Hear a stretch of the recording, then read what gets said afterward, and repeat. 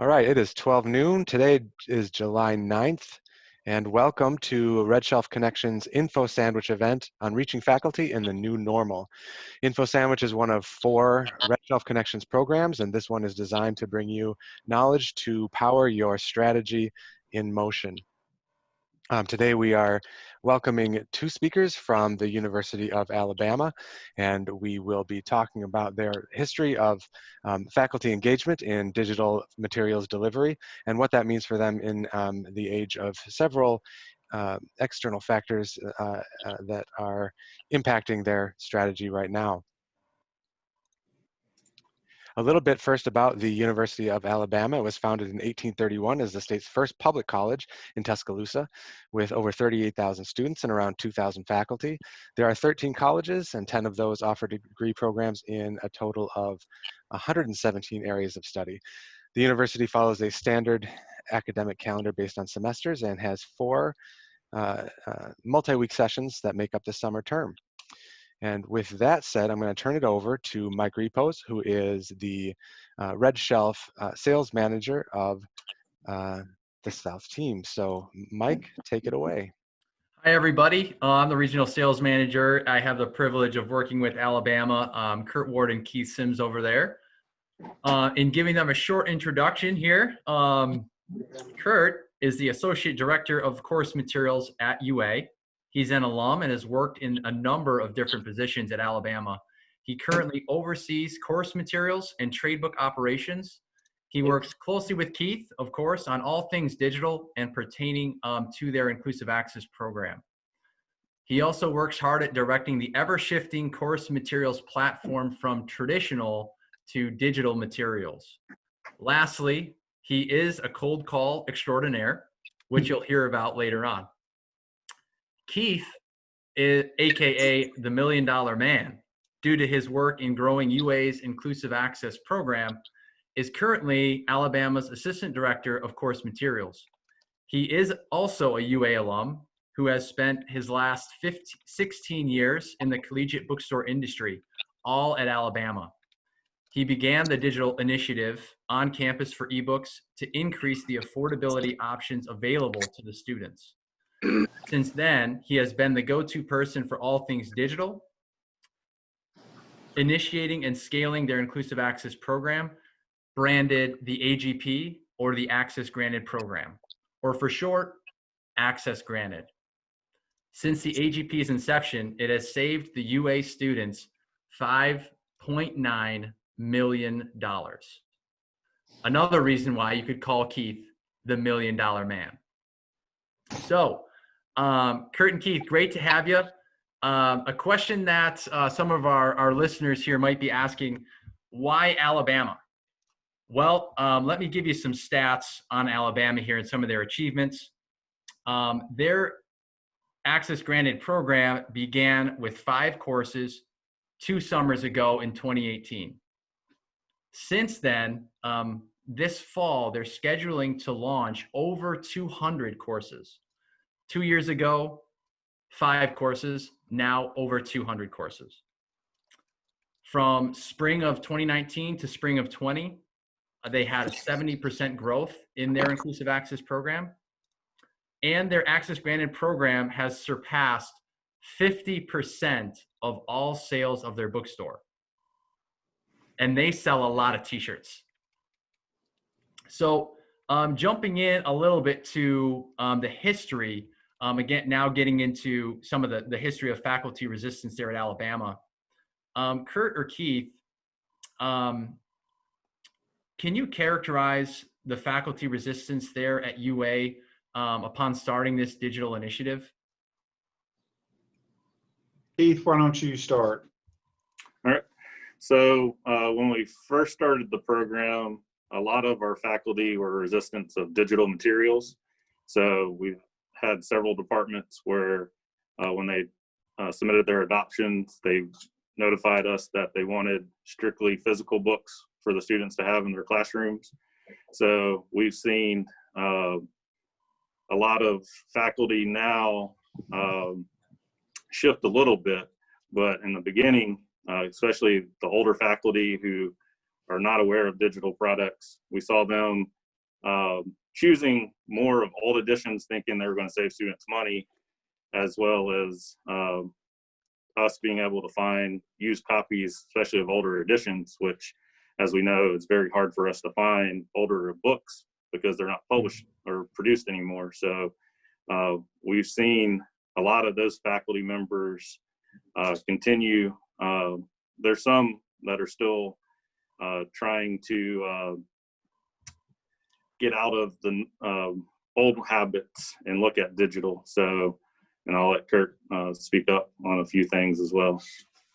Yeah, I think most everybody's kind of familiar with doing what they've always done, and we had some new faculty that were really open to the idea of digital.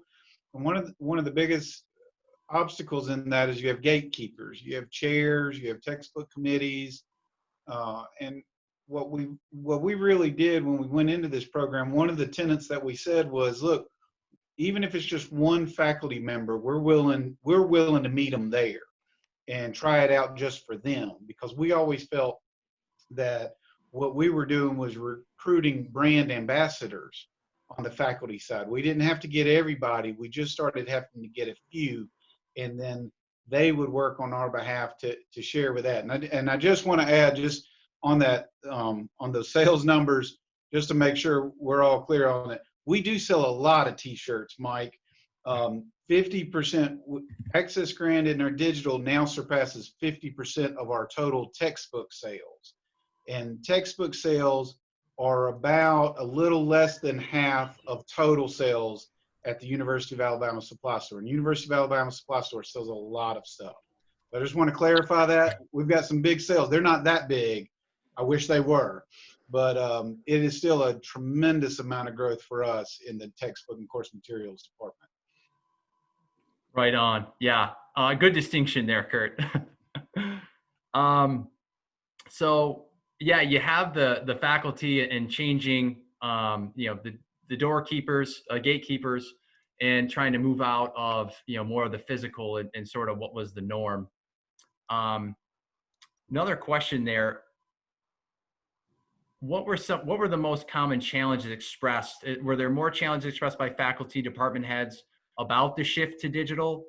Maybe just a lack of awareness, or trying to educate on what the possibility could be for moving forward, maybe moving out of the physical trend, the traditional. Keith, you start off.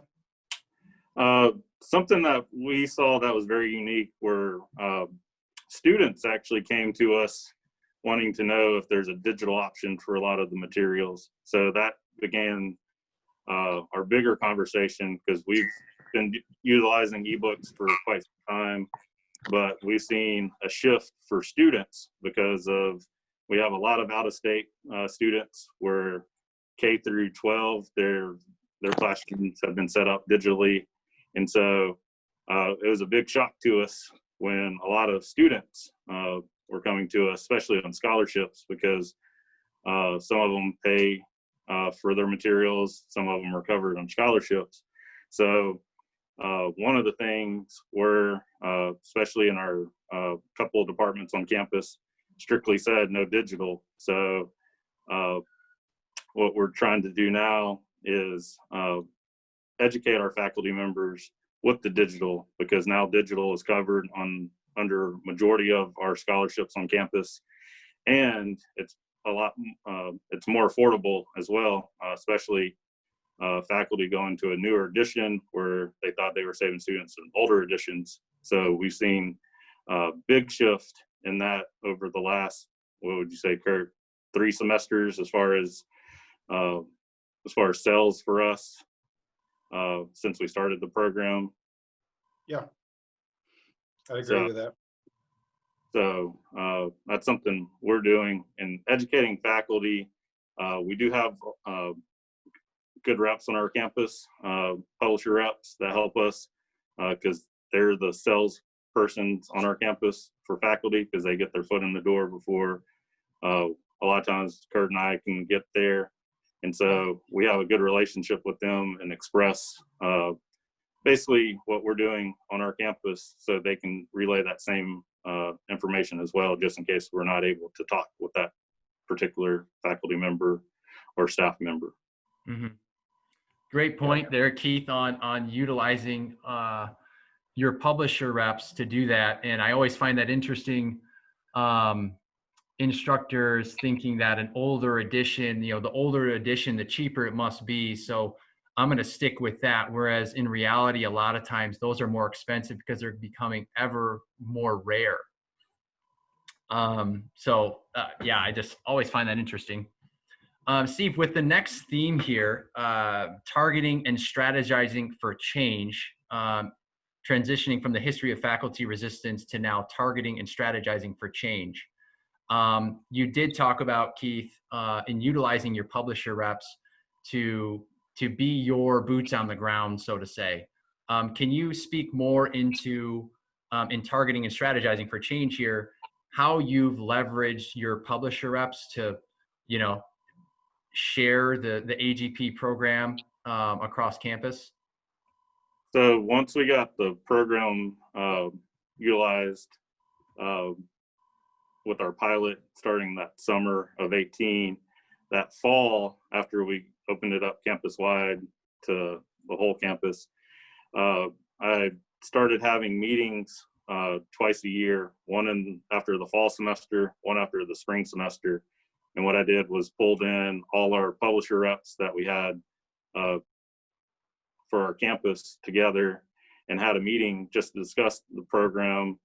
And that way everybody was uniformed of our message, so there wouldn't be any type of miscommunication amongst the publisher with the faculty to the store and everything like that. So that's something I've continued since the start of the program, and it's helped have a better relationship with our faculty and publishers as well, because sometimes a faculty member will contact us and told us the publisher told us this, so we wanted to make sure. And we've seen less and less of that type of questioning, and more the publishers copying our store on emails for confirmation, especially due to COVID. A lot of us are still working remotely on our campus and everything like that.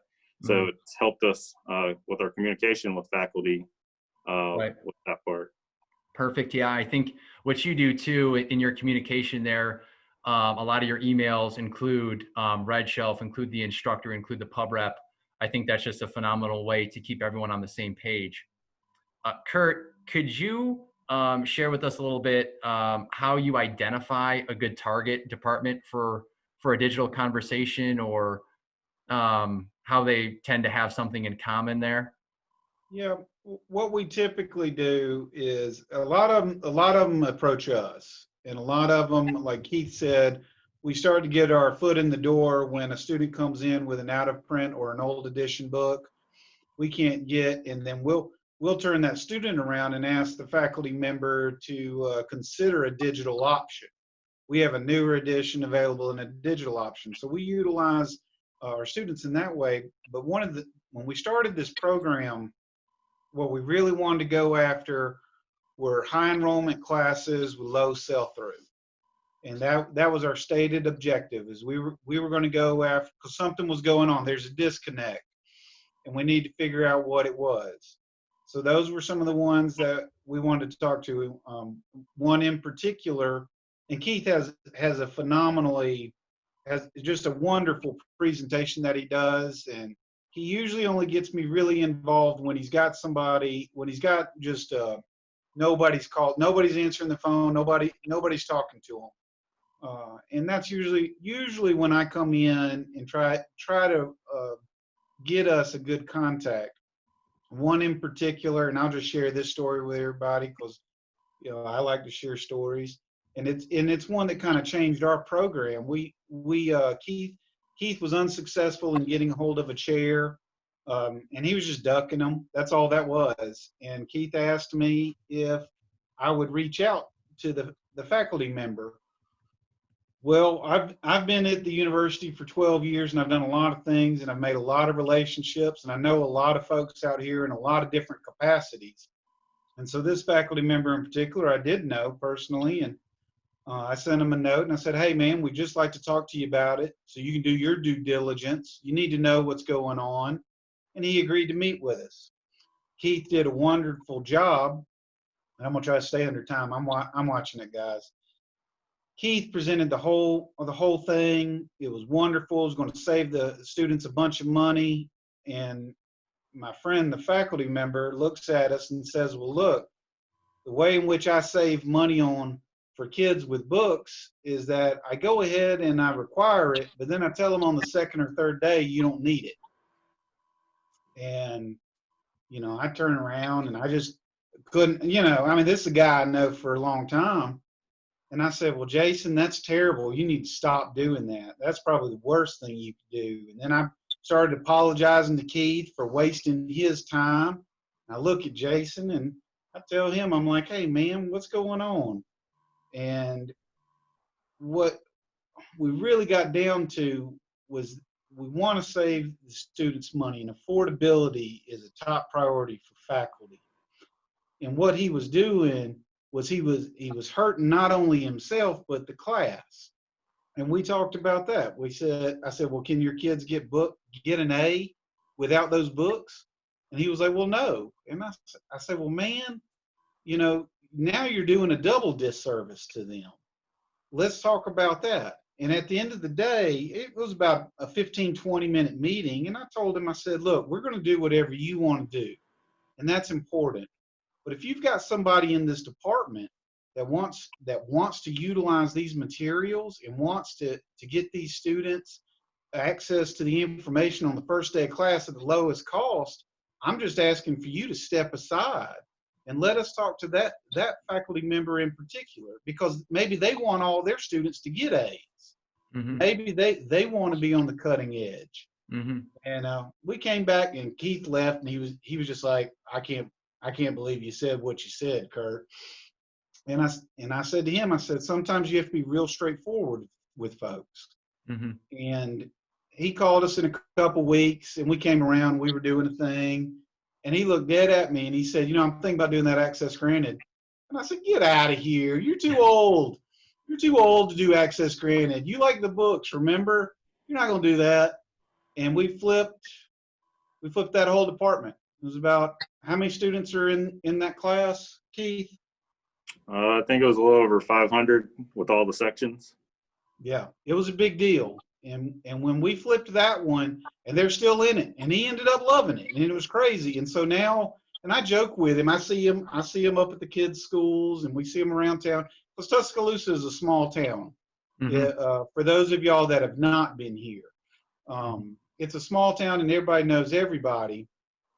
And he begrudgingly got in the system, but they've stayed in it. They love it. Their kids are doing well. And more importantly, I know we're going to talk about this a little bit later, but I'm going to jump to it real quick. One of the big things that I pitch faculty on is scholarship students. My commitment to affordability is right, one of the top priorities that we have here, but also access to those materials. And the best way that I can get scholarship students access at a great price is through our inclusive access program. Mm-hmm. And a lot of faculty members, that resonates with them. Right. Giving scholarship students the ability to have their materials on the first day at the lowest cost. Mm-hmm. And Curt, you guys are very passionate about your program, and I think anyone can tell that from the way you're sharing it, your story there. You do a number of things to grow your inclusive access program, to get over those barriers, to target and strategize for growth in this area of change. You've even gone as far as cold call instructors and departments, find the decision makers, get them on the phone, share with them the access granted program, the access granted benefit. You leverage relationships that you have already in both of yours many years of working in Alabama. Yeah, picking up the phone, building those relationships is key to what I see your success is there, and I'm sure you guys would agree from what you've said. So with that, in this new age, if we can go to the next slide there, Steve, with the new normal, this new age of more digital, age of COVID, increase in adjuncts that many are seeing. I know you've continued to leverage your leadership to grow your program, and you're getting some great leadership from up top that sees this affordability initiative in this new normal. How have you leveraged that leadership to continue to grow your access granted program? Curt, I think you can take this one. If not, you tell me. Some of the things. So there's a lot. We've had a lot of change, and we've had a lot of things come at us. And one of the big things that we've had is we really went from strategically. Our leadership team came to us and said affordability is the number one thing we want you going after. And what we did was we strategically decided we were going to give up margin for market share. And that's the way in which we've gone digitally. We said, okay, we're going to depart from the days of, I'm beholden to my 35% margin on used books. And what we go after now is we want every student to have access to the materials at the most affordable price. And that's the stated goal.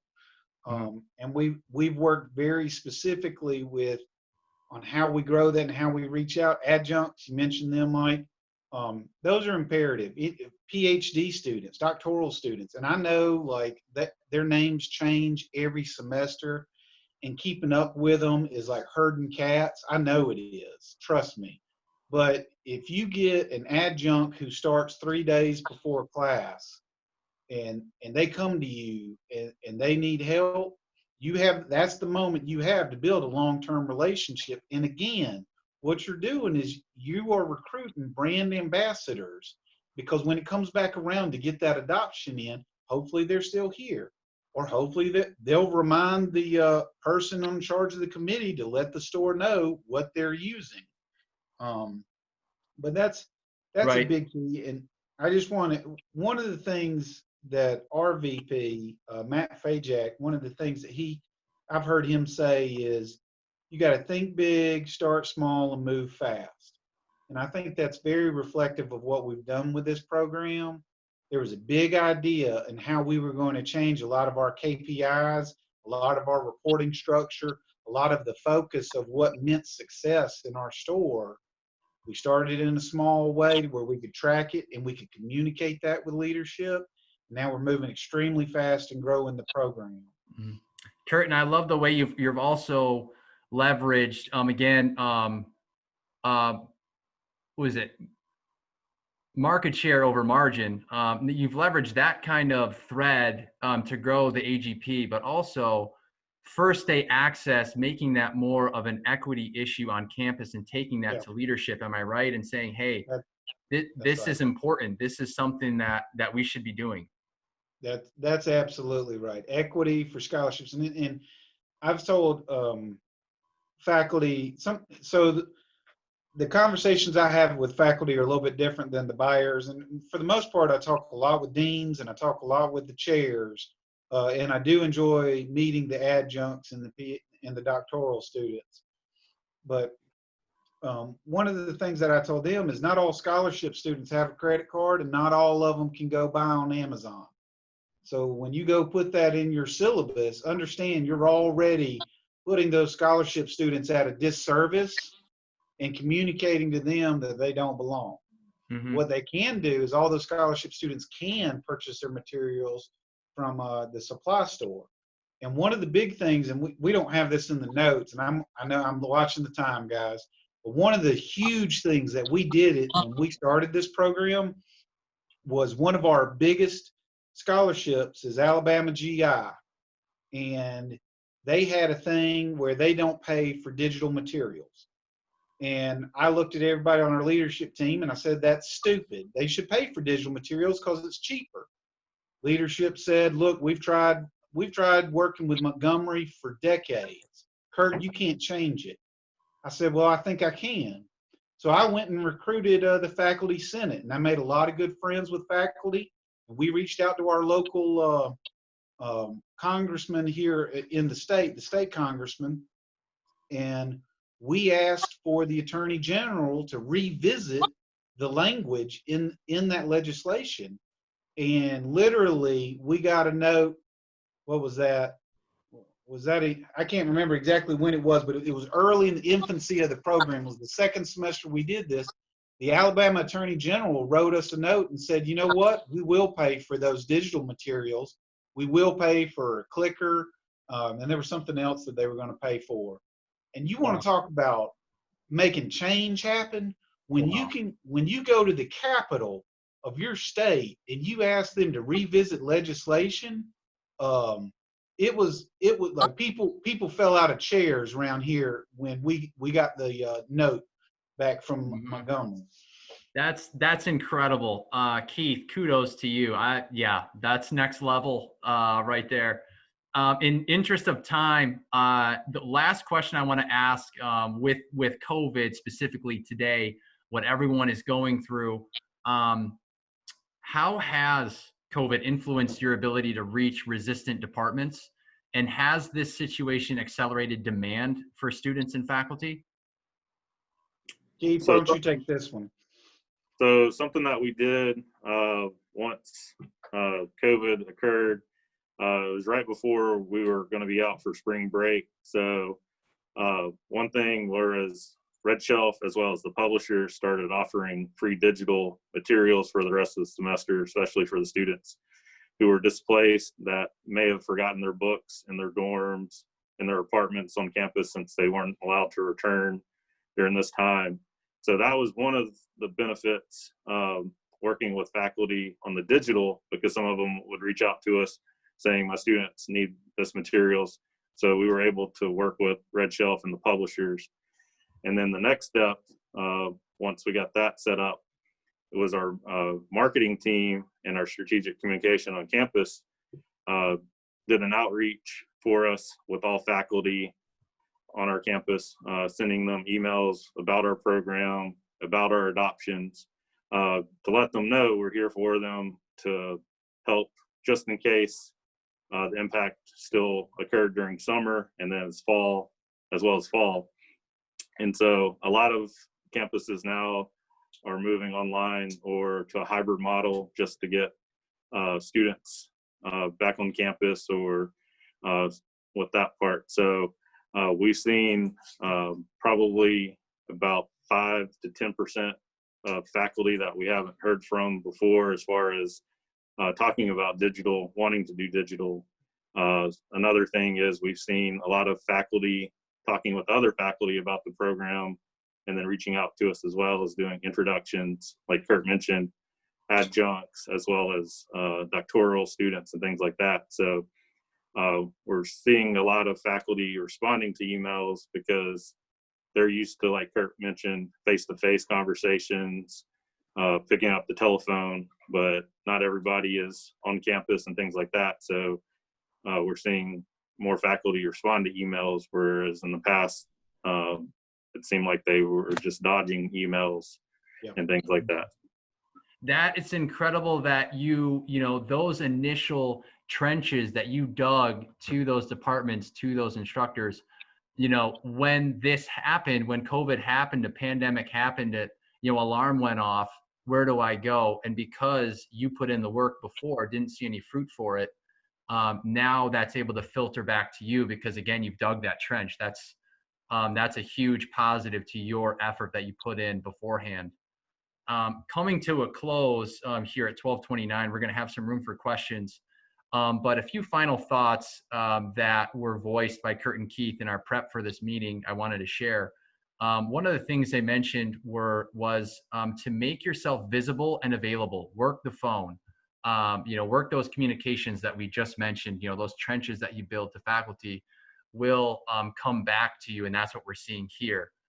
And just another positive of their digital program, it's certainly easier to flip digital title in a tighter time frame than a physical one. And they targeted courses where they were having low sell-through and getting burned on inventory. So, you know, when you have a lot of overhead there that's just sitting on the shelves, not a good place to be. With that, thank you, Curt and Keith. I'll give it over to Steve here to take us through some questions. Thanks, Mike. Just want to encourage everyone, if you have a question, you can put it in your chat or unmute your mic and throw the question out there. We do have just a few minutes of overtime planned in case we hit the end of our regular scheduled moment, and we'll put the answers in the recording, which you'll receive.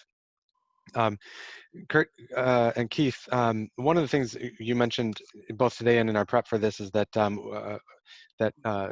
faculty find academic performance really compelling as it relates to digital materials. And I'm wondering what would be your rationale when asked how you think that digital materials and your IA program impact academic performance. What's the rationale for saying that there's a positive impact there? So the biggest thing I've seen is a lot of times faculty want to go ahead and start their classes first day. There's like for the freshman courses, a lot of times this is the first time they've been into a college classroom and things like that. So a lot of times the first day they go over a syllabus and just get the student accustomed to that. But we've seen a lot of changes over the last 3 or 4 years where faculty want to jump the gun and start classes the first day. And then with the program that we've set in place, it allows the faculty member to know that all students have the materials the first day of class. So, and that they're aware that they're all teaching with the same books, because like we've mentioned before, there's a lot of different editions of a certain book. And unfortunately, there's counterfeit books out, piracy and things like that, that we're made aware of. And so we've seen a lot of faculty members are happy with the program because they can start the first day. And then we've had several faculty that want us to have students having that materials a few more days earlier or even a week earlier, because they want to give them reading assignments and things like that. So that's something that we enjoy working with RedShelf and the publishers, because we know if the faculty likes it, it means the students will be able to do it, and it gives us opportunity for retention and having that student come back to our campus and not think about transferring and things like that we've seen in the past. So. Yeah, and I just want to add to that, when we had this COVID thing dropped and we had the change on campus and everybody went home, the folks, the faculty members that were utilizing our inclusive access program, it was much more of a seamless transition for them. Our transition from in-class to online was you could be described as a bit rocky there in the beginnings. And one of the biggest complaints we got from tons of students was, I left my books back in my apartment. I left my books back in my dorm room. I can't find my books, because there was such a quick turnaround in the movement of folks and the change from in class to online. There was a lot of folks that, you know, personally, I feel kind of got left behind with regards to their materials. The Access Granted program allowed all of them to continue rolling without any interruption. And I think a lot more folks are much more aware of it and are thinking about it now, as everybody across the country prepares for, you know, you hear folks preparing for online, and even the folks that are preparing for in class, there is a hybrid backup plan. Everybody has some kind of hybrid plan now in case they need to transition to online. So I think that's a big selling point, and for a lot of faculty and a lot of customers, in particular the students. Yeah, I mean, especially if hearing a lot of those contingency plans are still up in the air as we talked before this webinar, even, not knowing, everything's getting pushed another day down the road. No decisions are being made yet. And with every day that gets burned away, all the more weight to the next one, hey, we got to make a decision. And I think in course materials wise, with your AGP, whether, everyone moves on campus right away and then has to vacate again, or whether, no one comes on campus at all with the digital delivery, at least with course materials, you don't have to worry. Agreed. All right, guys. Well, fantastic points there about the portability of materials and the impact of hybrid model in this uncertain time and not knowing, where we're going to be in the future, and during the lack of clear direction at the moment. So that's a good place to leave it. I'm afraid we got to leave it right there. It's we're about 6 minutes over. And I just want to point out, first I want to thank Curt and Keith again for the time you've put into prepping with us for this discussion. If no one else has any questions at this time, we're going to give you an email address here at the end that you can use to get any other questions to Curt and Keith. But before we do that, I just want to mention, Keith was talking about the trenches that were dug between the academic departments and faculty and the course materials function. And if you found that you haven't dug those trenches like the University of Alabama did before this situation we have in the increased distance, we at RedShelf have created a couple tools that will help you communicate with academic leadership and faculty. And that if you go to about.redshelf.com/digital delivers, you can order some support materials that we've developed that will help you communicate with those departments and faculty. So encourage you to do that if you'd like to.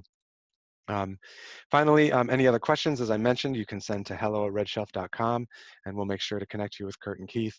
And more about RedShelf at about.redshelf.com. And if you put /connections on there, all of you did that already, to register for this session, but you'll see future sessions there at about.redshelf.com /connections, as well as links to recordings of all previous sessions.